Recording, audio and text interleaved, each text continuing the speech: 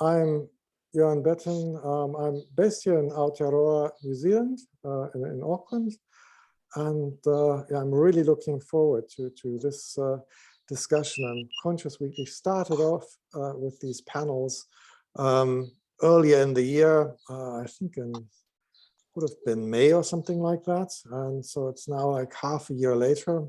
And at the time already, I wanted to have people from all over the world. And I'm really excited now to have people here from Europe, so from the UK and from South Africa and from Kenya. So very keen to start. Kim, do you want to introduce yourself? You've been here before. Yeah, so my name is Kim Crawley. I am in Toronto, Canada, so completely different part of the globe than where Jorn is in. I do cybersecurity research and writing. I received a formal autism and ADHD diagnosis a few years ago at age 35. And yeah, my ideals and my views are pretty well aligned with the rest of the group here, quite frankly, so. Mm-hmm. Fiona, do you want to introduce yourself? Yeah. Hi, so I'm Fiona Clarke. I live in Scotland, and I was diagnosed 13 years ago, so a year after my youngest daughter.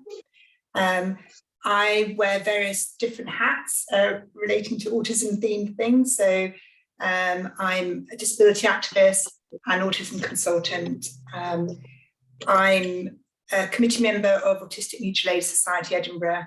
I train employers on supporting autistic employees, to name a few of the things. I'm very happy to be here. Tania? I'm Tania Melnyczuk from South Africa. I'm the founder of the Autistic Strategies Network. That's autisticstrategies.net.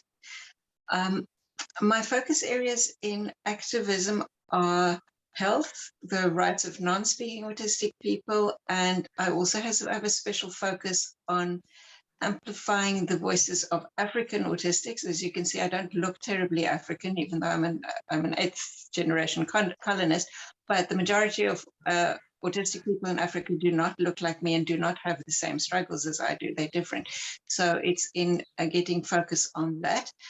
In that process, within my own province, I'm also on the board of a provincial price disability organization that's been going for about 20 years. And some of my focus areas there are on abuse in through chemical restraint, for example, in schools, but ultimately also in what we're dealing with today. Mm-hmm. Oh, yeah, thanks for these introductions. So we're still waiting for Karen to join us from Kenya. So while we're waiting, maybe we'll just start with a first question and around some basics. So I thought it's useful to ask around the table here, basically, which national campaigns against ABA have already explicitly referenced specific clauses within the CRPD and linked them to proposals for implementation within local legal and regulatory frameworks. So earlier this year in September here in Aotearoa, we put in a submission for a bill to ban conversion therapies for LGBTQ communities and people, because that bill was designed around that particular focus group, and the thrust of our submission was, it's just not right to limit this bill to one group of target people. In our submission, we only tangentially, I mean, we referenced the CRPD, but people would basically have to follow the reference to see exactly which clauses and so forth. So I'm wondering whether Tania, and in your work, you've done this in more explicit form, and Fiona, I'm also curious whether you've already made that point in your locality. Okay, I'll go first because mine will be quite short. No, I've attempted to, we also have people proposing a bill at the moment to ban conversion therapy for gay, lesbian, intersex. Well, I suppose they wouldn't really, yeah, maybe they're doing that as well. But I haven't been able to reach the politicians. I submitted went through all the loops that they said you need to do, emails wise and so on. And it has just struck me recently that we have within my cross disability network somebody who's actually a parliamentarian. And the network is fairly small. It's only about 70 organizations, and he's quite a prominent member. So that's going to be my next port of call. The rest of the process needs to go via a different route. The one thing is going through politicians, but the rest of the process can go via what we call the South African Human Rights Commission. And because our CRPD's independent monitoring mechanism, which has been establishment started in 2020, but the process is not quite complete because lockdown happened just after that and everybody was in turmoil. And then suddenly they as an organization were dealing with other abuses. But that process is now getting to completion, and I've nominated an autistic person to the advisory body to that mechanism. So that's going to be our other channel. But to make or to answer your question shortly, what have we gone to specific clauses? No, we haven't. Although I do know some of the ones that I'd want to pick on. I was just hoping Karen would be here because she's our African CRPD expert. She's coming along now. Karen's here. And yeah, and even though they haven't done that step in government, she's going to probably, and what she usually does is she says, this violates clause 15 or 14, whatever like that. And then you usually got to say to her, which ones are those again? Excellent. So, okay, over to you. I think Karen is still muted. Let's see. Hello, Karen? Well, in the meantime, while Karen is sorting out the audio, Fiona, do you want to comment from your Scottish perspective? Yeah, it's interesting because in the last sort of year, I think things have been getting quite visible about human rights, rights-based approaches, CRPD. So looking at the link with LGBT+, and trying to bring in, banning all forms of conversion therapy along the efforts of banning gay conversion therapy. That's quite work in progress, and it's just very recently that a member of Parliament, Scottish Parliament, when they were discussing the gay conversion ban and LGBT+, said, well, isn't there some sort of link with autism as well? So that was great that was raised. So that's been captured and details of those discussions.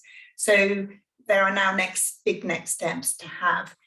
I am aware in other parts of the UK, and it may be here in Scotland too, when I have raised about linking in the efforts, say in the UK Parliament with the LGBTQ efforts, there is a bit of a disconnect there, because the response I've had is that, well, we can't comment on autism because that's a medical thing.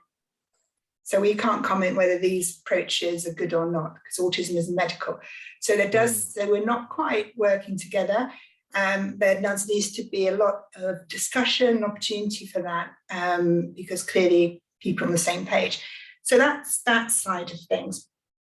But along that, we had a new Scottish Parliament this year. And one of the things to come out of that was a commitment to incorporate the rest of the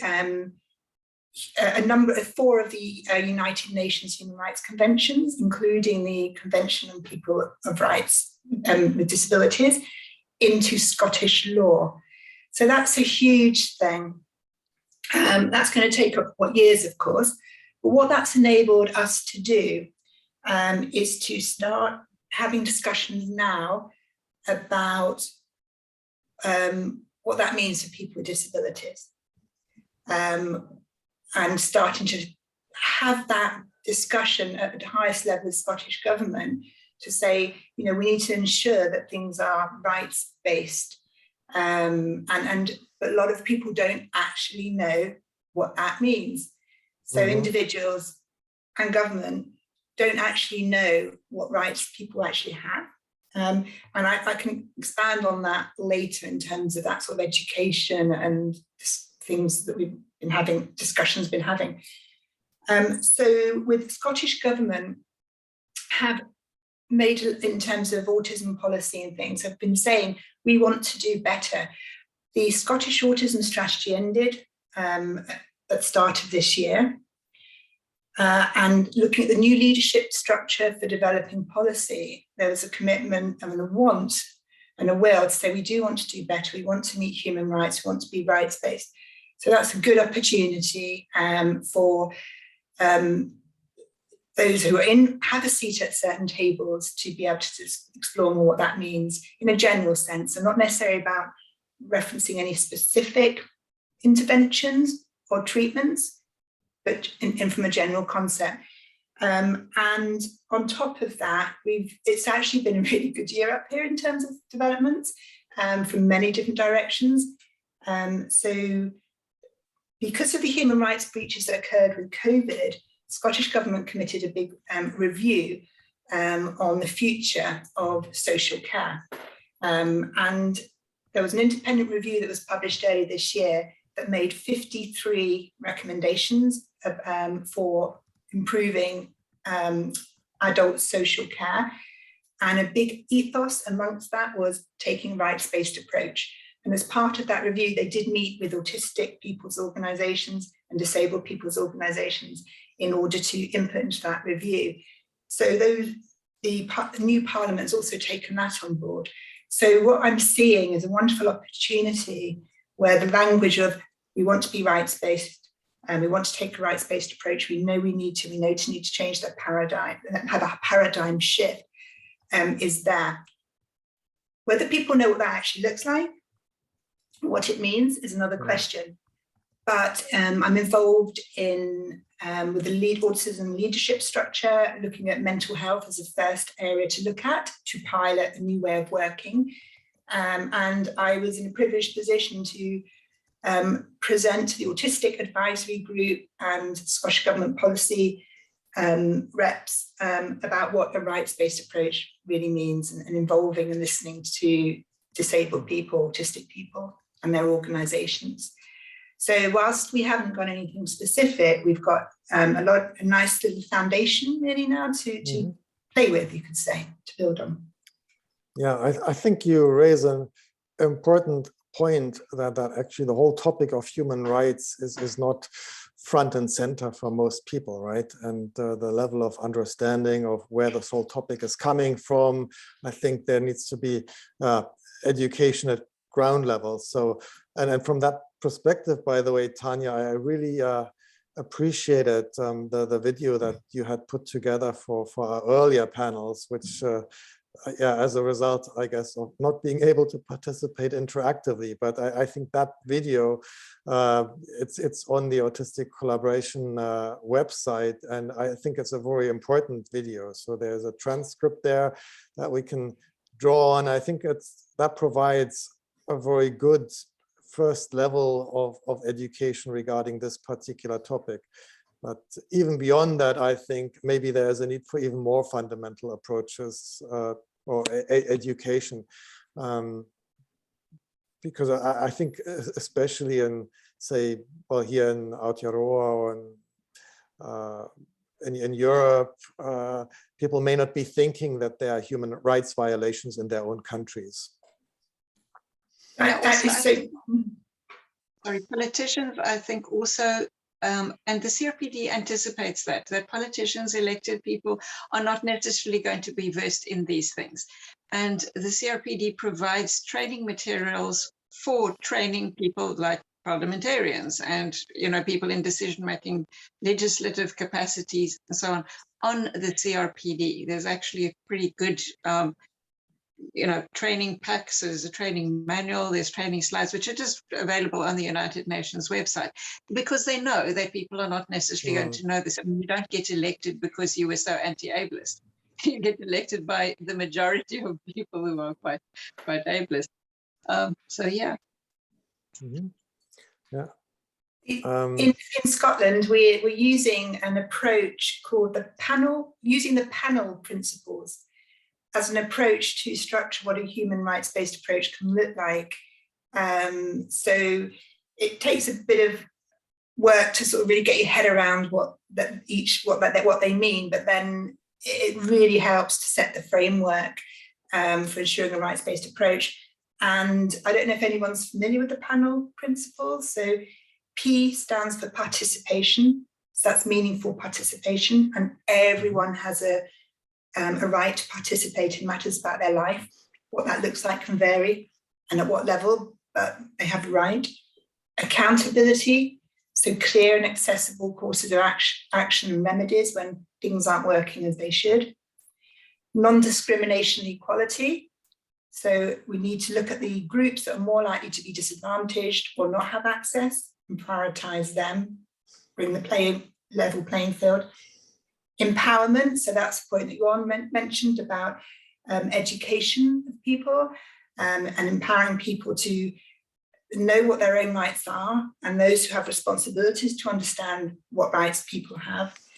And legal, so it's embedded in laws and understanding the legal rights of people. So they're quite interlinked, and it's not a linear process, but by reflecting on those as a continuous process, the whole idea about the Human Rights Convention is about the states commit to improving on the human rights. It's an improvement, it's a continuous iterative process. So we found the panel principles been quite useful to articulate it. Mm-hmm.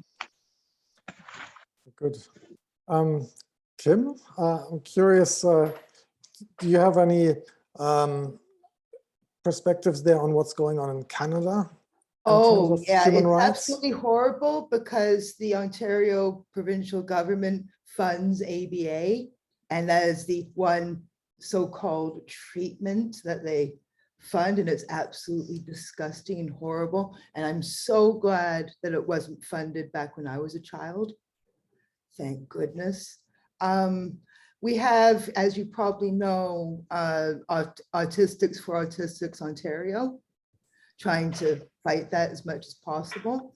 It's so infuriating, because even our supposedly left-wing politicians are like, children with autism need this so badly. And it's a violation of the UN Charter for people with disabilities or whatever. And what really infuriates me is there are a number of politicians and advocates in the United States and in Canada who are like singing from the rooftops, "We banned conversion therapy." And just saying it like that implies that all conversion therapy was banned. And into their ignorant asses, the only conversion therapy is like LGBTQ. And it's a lot of autistic people are LGBTQ. A lot of autistic people are trans. Some autistic people like me are cis and heterosexual, but it shouldn't it's absolutely horrifying, and it makes me so mad. Yeah, thanks. We're still waiting for Karen from Kenya to join us, unfortunately. We will see when she's able to.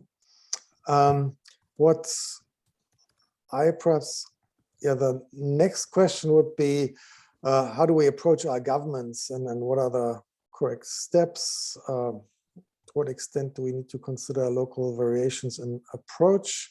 And I think one thing that I would like to just alert people's attention to in terms of going forward, because I suspect that pointing out these violations is one thing, but then we need to actually spoon feed politicians and what to do about this, how to approach this.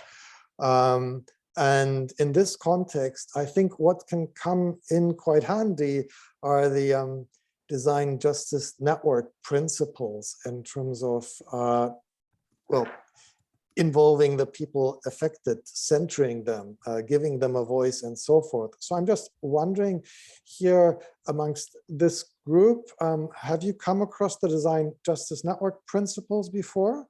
So if not, then I'm intending to write an article about this and how this can assist autistic people in well, their struggle for basic human rights and in terms of ensuring that actually support systems are being designed that meet our needs.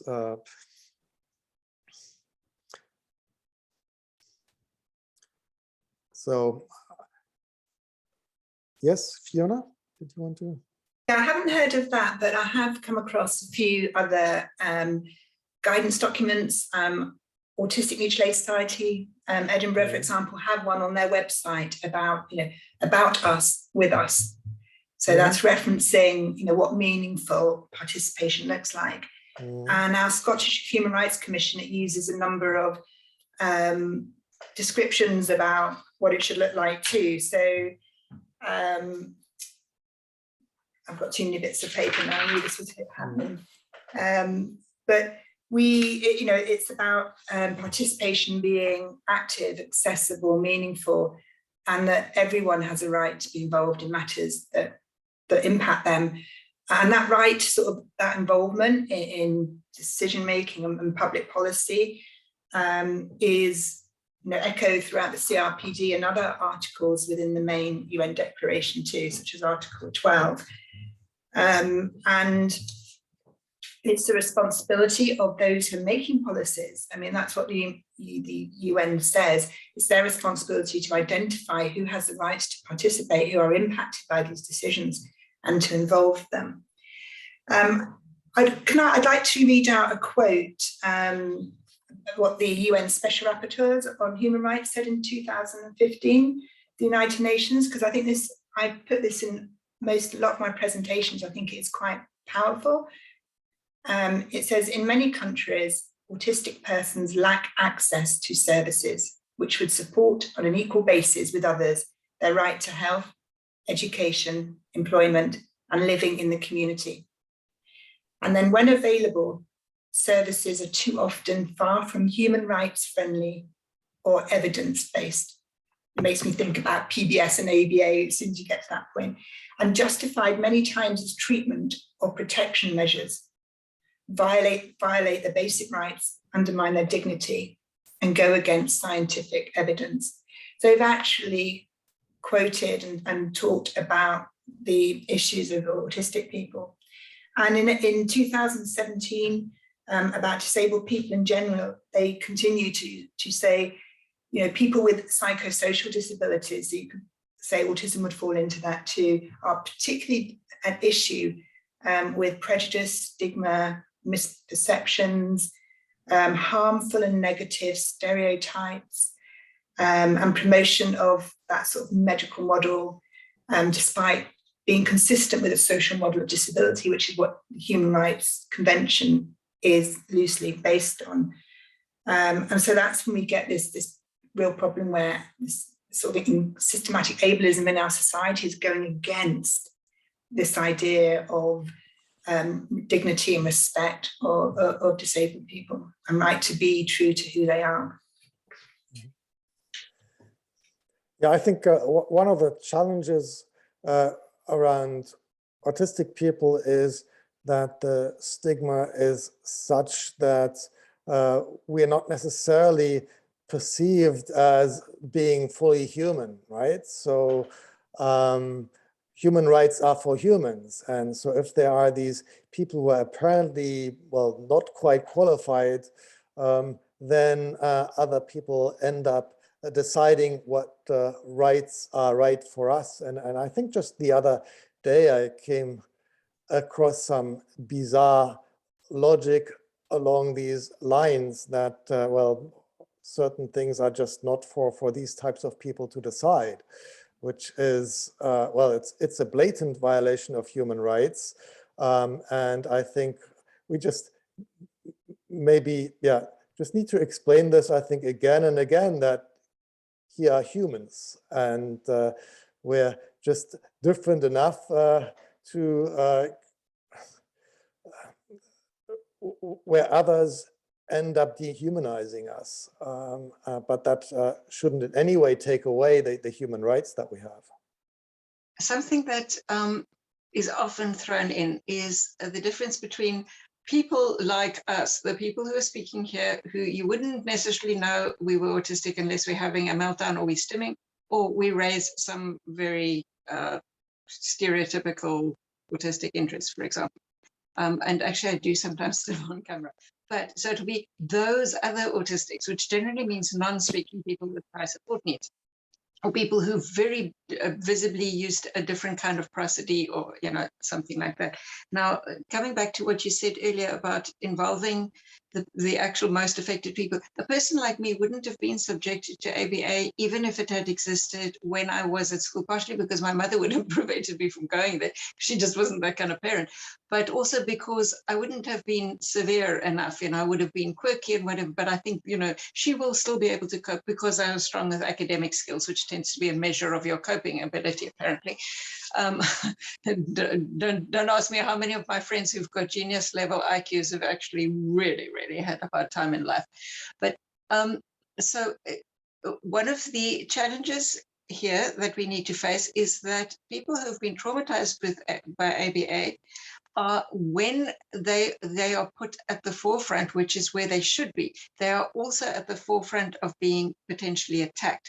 Now, I have fellow activists in South Africa who are non-speaking, who have high support needs, who are quite prepared to talk against ABA, and who have their parents' trepidation and permission to do so because they're still underage. And they are like, I don't care, because they know that they have rights on their side, and they also know that they have supporters on their side who are going to stand up for what they have to say about what they experienced in ABA. So that's the good thing. At the same time, we also have actual autistic people in South Africa who will aggressively campaign against those very marginalized non-speaking autistic people to shut them up and to speak out in favor of ABA. So there would be people who are not the most affected people, not the people who themselves have been harmed. In fact, even one person who had ABA herself when she was a child, and and my son is ABA and it's fine, and you just got to do this, otherwise I wouldn't have been able to get married or get my degree, so on. As well as some people who haven't had ABA, who don't know that much about it, but who are perhaps feel like, yeah, if I'm connected to these people, then I can make a name for myself here, like whatever the motivations may be, but who speak scathingly about those who have been through this and who say that they've been abused, and then they call it alleged abuse. Oh, no, so that happens. I wouldn't say that I would say the majority of autistic people in South Africa don't have access to just about anything anyway, so they have nothing to say because they don't know what exists. But our goal, and that's why we focus on this, even though ABA isn't the most prominent thing happening like in Canada, for example, is because it is expanding. It's expanding very aggressively. It's expanding into charity-funded things, and the philosophies behind ABA are pervading into special educational needs schools and informing areas where they shouldn't actually have any kind of say or voice. Yeah. And I know Karen's just joined us, which is fantastic, but sorry. I just want to add one more little thing, and this might horrify people. We have in our WhatsApp group a Malawian, so we've got an African WhatsApp group for autistic people, but we also have one or two people who are not autistic, therapist and parent here and there, although it's not, mainly for them. But one of the parents, she reported taking her child's non-speaking parent, parent of a non-speaking child, took her child to the professionals, the psychology professionals, and they said he should have dog training. And I'm not being sarcastic in calling ABA dog training. I mean, they literally said he should have dog training, and they were quite upset with her for not wanting the best for her child, because dog training is what is best for children according to their training. And, you know, she's in the WhatsApp group, so she's well supported. She's also in contact with the mother of a non-speaker in South Africa now, who's, you know, really supportive to her. She comes from a small village in Malawi. But aggressively, this type of approach is being put into there, whether you call it dog training, whether you call it ABA. That is what is happening. People being treated. I mean, Karen will tell the rest of the stories of what is happening in Africa. And I'm really glad you're here now, Karen. I know it was tough, right, to get through traffic. Could I just make a comment before we do say hi to Karen? And that is, I mean, ironically, the clinical guidelines in England and Scotland do not support ABA programs for autism. But we have a different brand that is being pushed to grow a brand of ABA, so positive behaviour support. So when I'm looking at efforts to raise issues, it is positive behaviour support for us, because that's what's coming through as through the back door, an attempt for behaviourism to grow with a new sort of glossy image of PBS. And ironically or interestingly, there's something in South Africa called positive behaviour support as well, which I thought was that, which is like ABA without aversives, supposedly. And I spoke to the person who's like really pushing it, and he said, no, it's not that. This, and he gave me a list of the things that it is. It's actually not the same thing, but it goes by the same name, which makes things even more confusing. Used to drop the behaviour and reword it. Can we give Karen some time to introduce herself? So I'm conscious of time here, and Yeah. I'm really looking forward to hearing from Karen. So great to have you here. Hi, everyone. My name is Karen Muriuki. I'm so sorry I'm so late. I was held up somewhere. We had carols singing just in time for Christmas. So yeah. So I am a Bridge Kenya CRPD fellow, and I'm also a founder of Kenyans Living with Autism. Yeah, I'm super excited to learn so much about the reason as to why we really want to have ABA banned globally, and especially now that it is very rampant in Kenya, because there's a huge support from parents who support this, and there are various institutions that offer that kind of therapy. So yeah, thank you guys. Yeah, so we went round one sort of question so far where I asked basically how far the CRPD has already been referenced and specific clauses have been referenced in campaigns in various countries. And I think to sum it up at this stage, I think we've all been looking at the CRPD, but so far we've not systematically referenced the CRPD and used this treaty and other treaties as a key tool to point out that ABA is actually a human rights violation and therefore should be banned, right? So getting away completely from the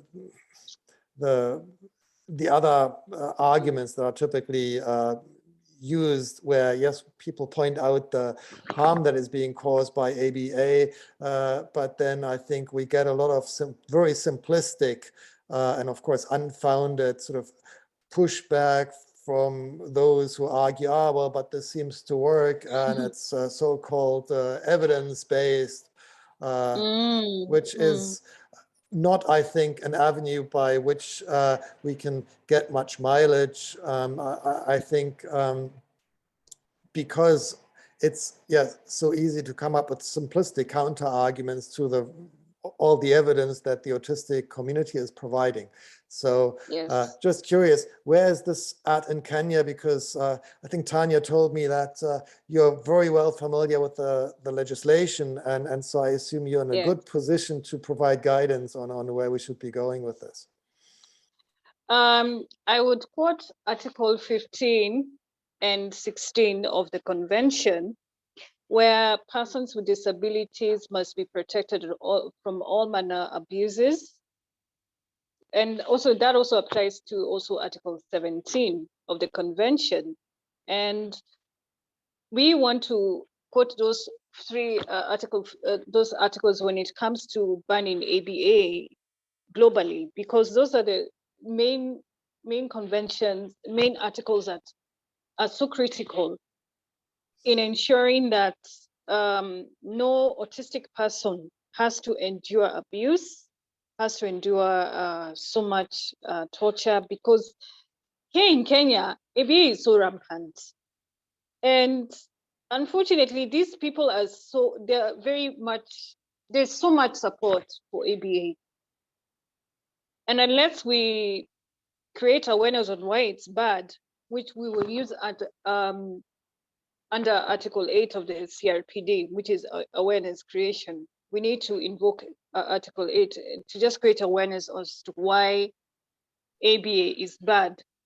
And listening to the survivors of ABA, and that also includes also non-speaking people. Non-speakers are very important. They have been left out of the equation. So for me, what we should be invoking is Article 8, Article 15, Article 16, and Article 17 of the UN CRPD Convention. That's basically it. I wish I would have my paper, but it's in my bedroom. So is it possible you can just give me time to just go and pick it up? Yes. Yeah. So. Okay. Great. Yeah. So I can maybe, while Karen is doing that, also add that I have an autistic collaborator as part of the Autistic Strategies Network who is an attorney. And she has pointed out some of the laws as well, in addition to that we can look at.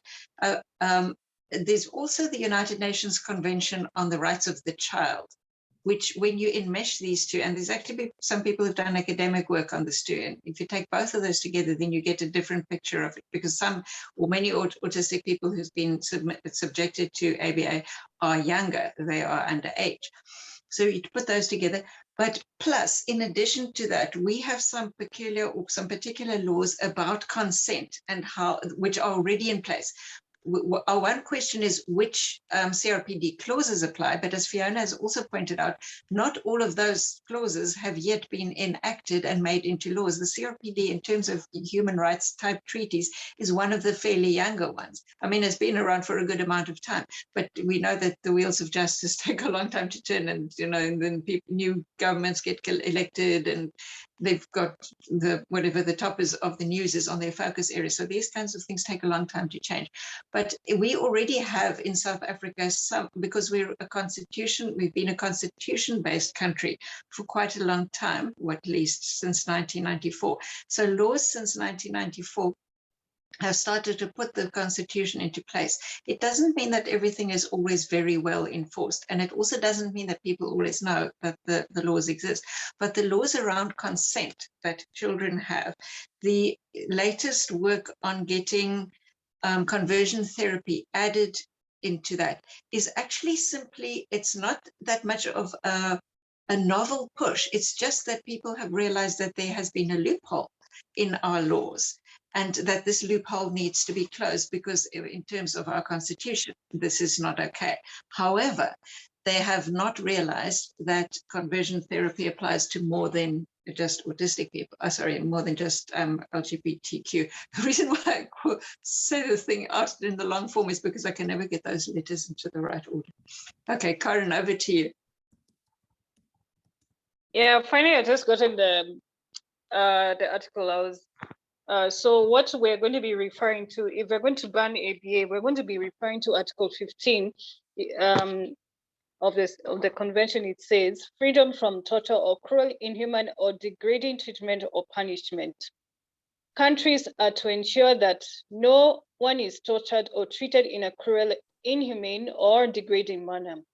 In particular, countries are to take steps such as making laws or other rules to make sure that people with disability are not forced to take part in medical or scientific experiments. Now, in this article, that ABA also applies to that. ABA applies to, now in this case, ABA applies to what Article 15 of the Convention is saying.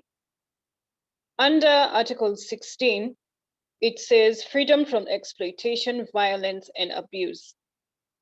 Countries are to take appropriate steps to protect people with disability inside and outside their homes from all forms of violence and abuse, and from people who try to take advantage of them. Now, these are people who are ABA therapists and whatever. Provide help and support for people with disability and their families and carers, including those teaching them how to avoid, recognize, and report violence, abuse, and people who take advantage of them. I'm not going to go through a lot of the clauses of Article 16 because it's so relevant, but I think the most relevant article is Article 15, which actually talks about freedom from torture, cruel, inhumane, or degrading treatment or punishment. Now, in this case, ABA falls under that article because it violates Article 15 of the Convention. Because when you look at that particular article, it speaks exactly what, even as you look at how even a Judge Rotenberg Center, how autistic people are being degraded. You know, we need to really, you know, just speak about it and let, you know, a lot of people just take steps to protect others from such inhumane treatment, and what ABA is doing. Yeah.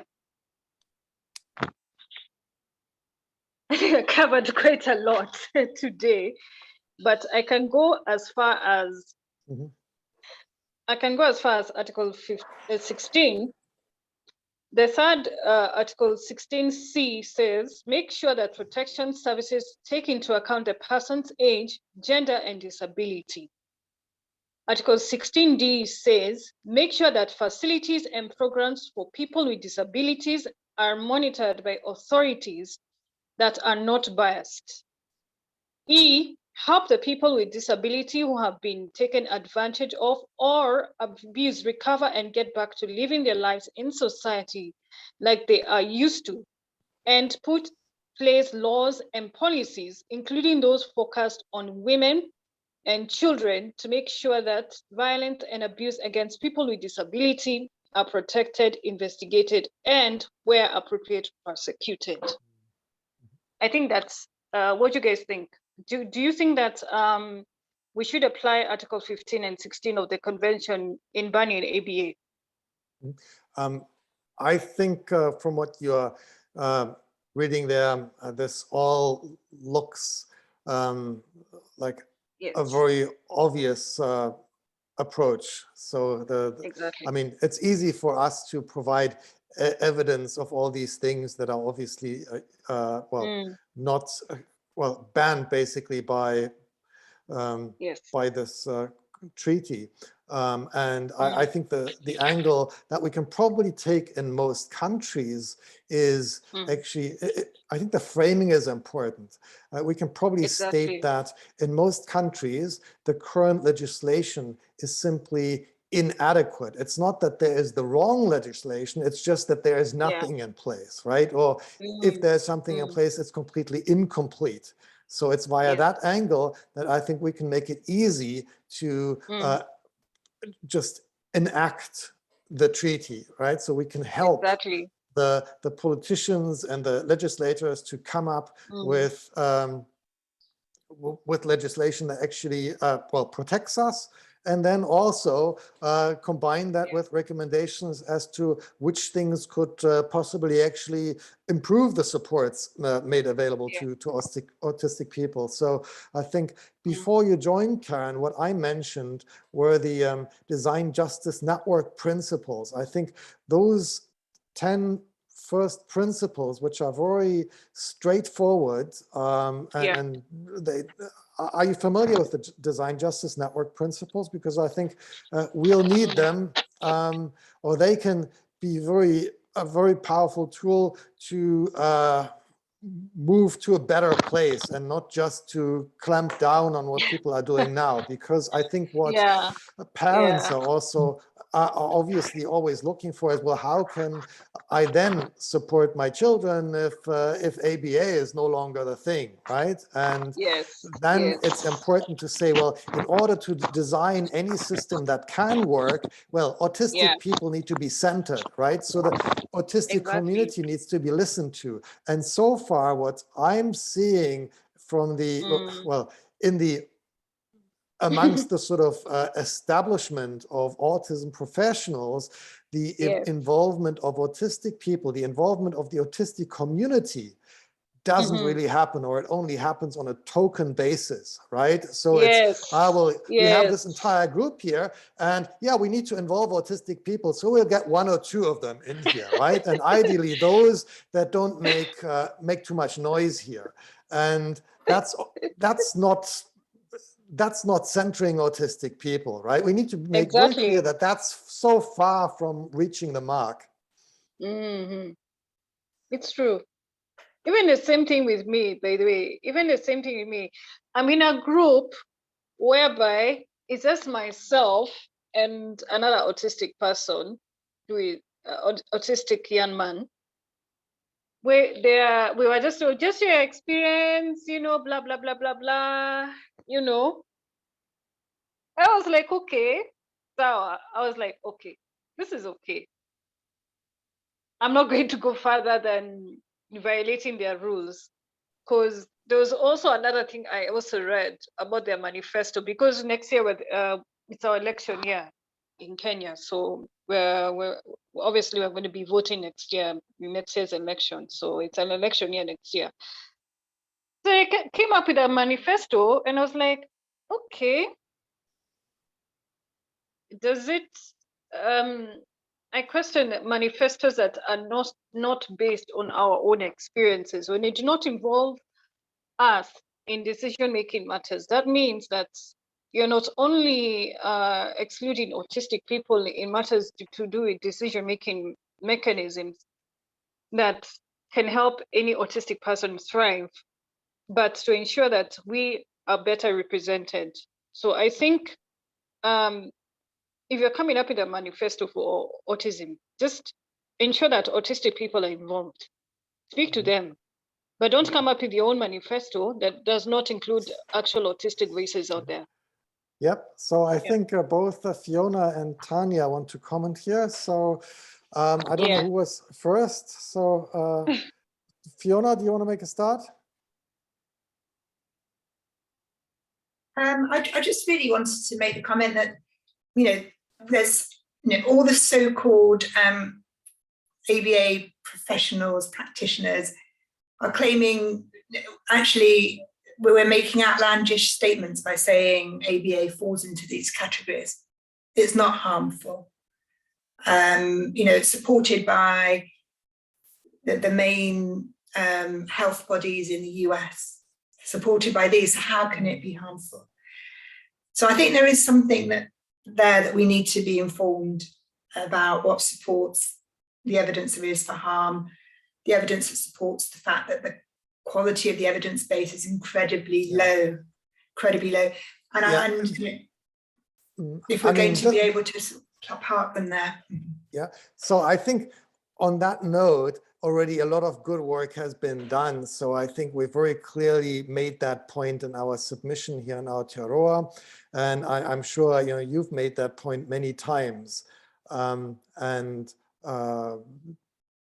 Also, I think increasingly we have available reports from ABA survivors, right? And not all of them are comfortable here speaking on camera, and they shouldn't need to be, because they've already been highly traumatized, right? We don't need to re-traumatize them, but we have their written accounts and so forth, and that should be more than enough to counter, I think, any sort of simplistic arguments, well, where's the harm? And I think we shouldn't actually spend too much time on this topic because it's so obvious.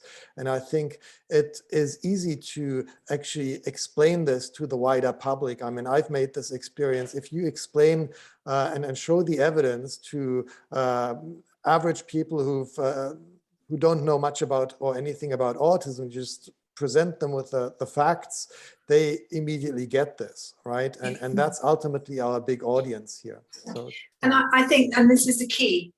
This is the key to tackle this, because if we meet the CRPD in terms of meaningful involvement and participation of the people who are impacted, then we get the voice at the table to articulate that side. So it's not just the one side that's coming across. So we can bring in the UK NHS research body have published a paper that confirms the risks and harms of these interventions aren't understood. They've not been looked at long term. So it's all shortchanging everyone. We've got the Cochrane, which is an international organisation, umbrella organisation of many research bodies that conclude it didn't support ABA interventions. We've got the US Department of Defense now. So you're right. So I think that's why it's even more important that we focus on the meaningful, get the right people at the table, because if that happens, then we'll get the other side put forward. It's not just a one-sided story that comes through. So, yeah. Tania? I wanted to link to what Karen said, and comment on also something that came through in the chat from Michelle, who is from South Africa, and she's an educator from South Africa. And she said that non-speakers' testimonies in court are not being taken seriously. I've certainly heard reports of this as well. They report abuses, the thing gets to court, it could be sexual abuse, for example, and so on, and it's just they're not credible. We're working on that quite strongly with professionals.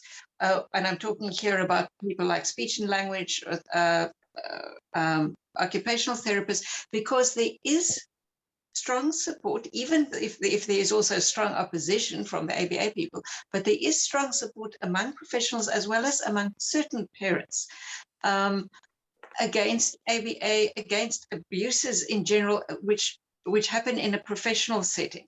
And in a country like South Africa, where there is so little therapy for so many people, why are you still focusing on this? Why are you not focusing on getting the help to those people who have nothing at all? But you're keeping yourself busy with something which very often just affects the rich kids, and then also those sponsored by the rich organizations in their charity, ventures.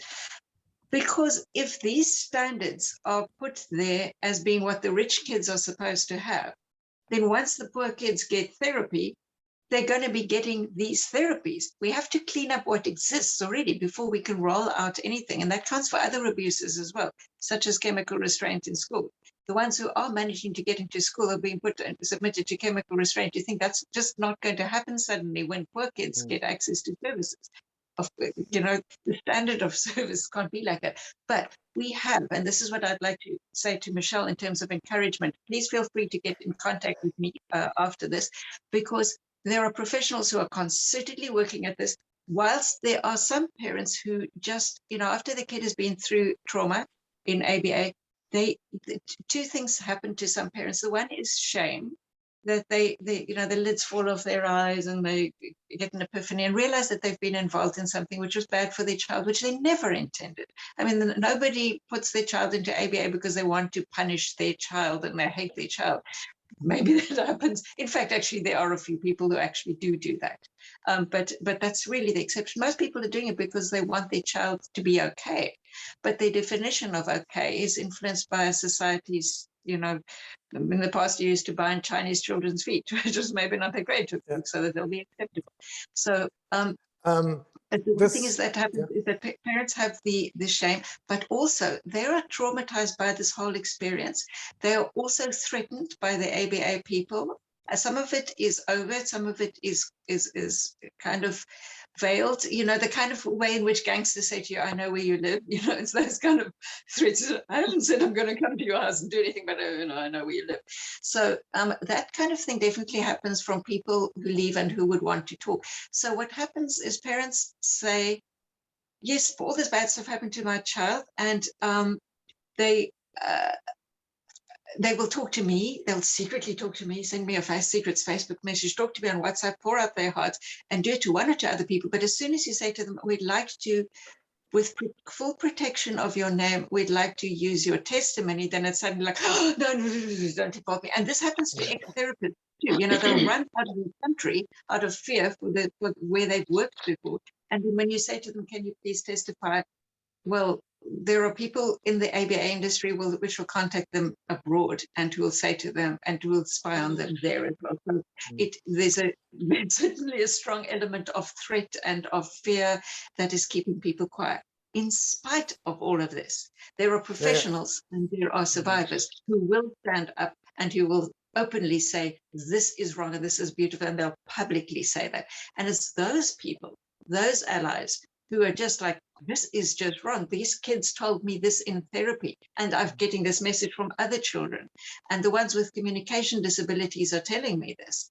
They're the ones who are most subjected to it, because people think that they can't, they don't, you know, it's as Desiree, who said, it's gone out of my head now, Desiree Pillay, who is an ASC specialist in South Africa, once said, a silent victim is a perfect victim for anything, you know, the ones without that credibility. So that's why we're so strongly looking at those loopholes and working on that and putting together groups to ensure that those voices are not discredited. Okay. I would, very true. I'm conscious of time here, so we've got another session tomorrow. We can there's lots to talk about, but what you were saying just reminded me of how important it is to tackle some of the ableism and the myths and the fears and the stereotypes at the root, at the source. And it starts often, we have to ask, where do parents pick up these fears, and where do they start to get paranoid? And it starts, I think, when they visit their GP or pediatrician, who may tell them that there's something wrong with their child, right? And how that is framed. So, and this has led me, and since I'm doing work with the healthcare sector anyway, this has led me to focus on education of clinicians and healthcare professionals. So not in any way actually focus on autism professionals, but all the other medical professions, right? Because talking to the autism professionals to some extent was a very slow route or a lost cause depending on who you're talking to. But I think so this is something that I'm working on, and anyone who's interested in supporting this can please get in touch. So we are developing a curriculum to educate clinicians and healthcare professionals on not only what are autistic people, but we're educating them on the neurodiversity paradigm, on the neurodiversity movement, and on the fact that there's such a thing as autistic culture. We're a community. Most medical professionals have never heard about this. What I also know from working with the healthcare sector, and I think every autistic person should repeat this as often as possible in order to reduce the stigma out there. There are many autistic healthcare professionals out there, right? Some of the best clinicians are autistic. It's just very few of them dare to say so openly because their own sector discriminates against them to such an extreme degree. So that's a huge topic. And I think by offering education to all these professionals, it's the first step towards not only educating these people about autistic patients, but also allowing them to understand that amongst their own community, there are probably a number of autistic colleagues. Yeah. This is something that's also in my province. I'm working together with a Down syndrome organization as well, who already have made some inroads in that training in our province. So I'm going to be kind of latching onto that to be able to and this is, I'm focusing provincially on healthcare professions before I try to attempt to go nationally. Let's just get some success down here first, and then we can roll it out. Mm-hmm. So I think in my we're... case, Yes, I think in my so case, I was... so I think in my case, we need a lot of awareness for us, because you see now, ABA is widely supported here in Kenya. And when you try and engage professionals who have been in this industry of ABA, from those guys from America, the ABA people from America, and when you try and tell them it is wrong, they will silence you. So for us, I think we need to start from scratch, maybe just to educate them about this, maybe to come up with a strategy for us as Kenyans, because now we're still lagging behind in terms of how we can explain about autism from a human and disability rights model. But we need to start from the village level, because not a single person knows about autism. You find that people are just being hidden. There's some cases where people are killed and tied to trees. So I think we need to start somewhere in our case, and we need your help, because I know it's not very easy for us to start working on a ban, but we want to do it gradually here in Kenya, so that at least now parents are aware that, okay, there's certain abusive therapies that should not be practiced here in the country. Yeah. Thank you. Maybe we just go around the table for some closing thoughts on this session, and maybe on what some of us want to talk about tomorrow, because I think several of you are going to be there tomorrow as well. Kim, do you maybe want to make a start? I am so glad that everyone here is doing everything that they can to advocate. It's so tremendously disturbing that we have to deal with this. Yeah, so and thank you for making your time available. It's been great having you on several of these panels, and I think you're there tomorrow as well. So really looking forward to hearing more from you. Really enjoy this. Fiona? Yeah, I think this has been great to have this topic and to get us together, because one of the many benefits of taking a rights-based approach is it does create, if you do it properly, it does create a framework to resolve conflicts and disagreements. And for me, that's really a really good way forward, because it's getting the right people at the table. It's looking at proper evidence-based stuff. And it's all about consent, isn't it? I mean, how can anyone, whether it's a parent speaking for a child or an individual, give proper informed consent about an intervention upon them when the risks aren't understood? And so it can't be done with consent. So I think that focusing on a rights-based framework is a really good way to try and deal with this issue. Thank you. Tania? I think I'd like to take my time to thank Karen for being here, and to just laud Karen for the effort in Africa. There are so few autistic Africans in Africa who even have a voice, a public voice, but who use that voice to stand up for the rights of others and to speak in a society which largely does not want to listen to them, and to push for that.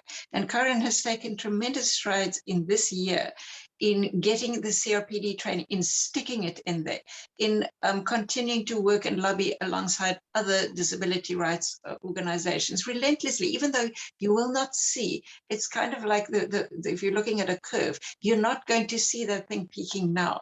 And she does not give up. And that is really what it's going to take. It was last night in a very encouraging session on decolonization in the speech and language therapy professions. This is led by professionals. They've been at this theme of decolonization for years, and now suddenly the interest is there. They presented at ASHA, and suddenly there's an interest group growing out of this, and they're talking about all the things we're talking about, but from a different angle. They're talking about genuine liberation, people having agency, having a right to say what you want, in spite of having very noticeable disabilities, having the kind of disability that requires a lot of support, but still to have agency under those conditions. And it's encouraging, because I'm seeing that there is a thrust towards these things. We are going to be at this possibly for a long time. We're going to face a lot, but things do change eventually.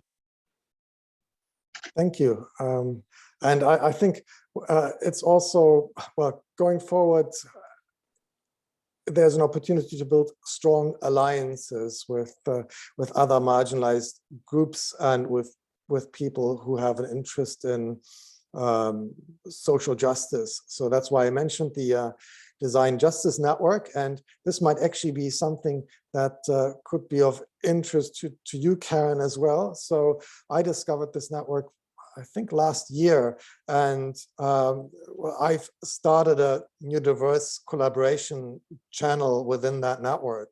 And so there is a significant number of autistic people on that network coming, and well, it's highly intersectional. So it allows us to build alliances in various geographies. So I'm very keen to collaborate further with you. I'm going to invite you to our online workspace. So keen to take this forward. And so Karen, I'd like to give you the last word. I really, despite having come home so late, but I really want to thank you guys for really hosting me in this panel. I'm so excited to be a part of this. This is just the beginning, you know.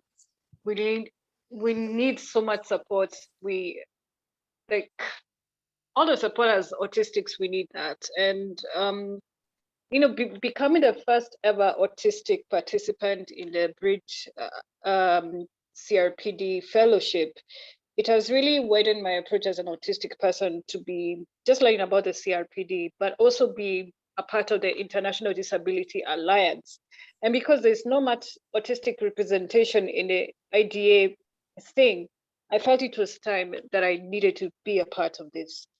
So yeah, I'm still looking forward to projects that you have lined up, and yeah, I'm so grateful to be here, and thank you for really hosting this webinar, Jorn, Kim, and Fiona and Tania. Thank you so much, guys. Thank you. Thank you. Yeah, our collaboration has only just started. We are all in this, I think, for the long haul. Yeah. So. And also you could also collaborate with the International Disability Alliance, at least to go global, because they're doing a lot of work on disability rights. And I think we could go as far as just now expanding our network as autistic people, so that we have the numbers to be a part of the, even if it means even being part of Bridge, it's fine. You can also be a part of that. The Bridge, so they can learn all about the CRPD. And now we can now put that into practice in ensuring that we put an end to ABA for good. Excellent. Yeah. I like those last words. Yeah. So thanks, everyone. And we'll continue these campaigns. Take care. Thank you for making this happen. Bye. Bye.